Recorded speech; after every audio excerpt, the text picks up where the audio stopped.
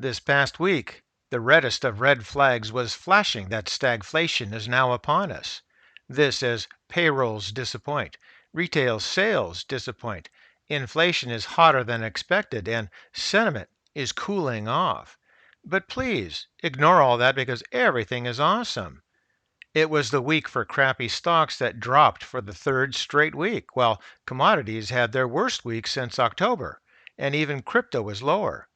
The broad equity markets were all lower on the week, with the Dow being the least worse horse in the glue factory.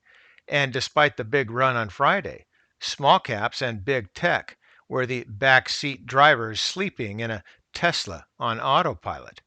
And the VIX ripped and then dipped. And we'll be watching the VIX for more calm into the next few weeks. But keep watching the 10-year yield as it's back above 1.6%, erasing most of the CPI spike. Now I'm expecting more volatility with the 10-year, and that should provide problems for the market until we get a handle on it. And the same goes for me.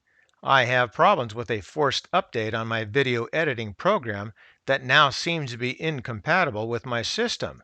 For now, this is about all I can do with my videos. And I'm working on some potential solutions, but I don't have an answer yet. So please stay with me while I continue to search for that answer. And you can do your part by pressing that like button. And for today, that's ChewDog Charts. Thank you for your loyalty and your patience.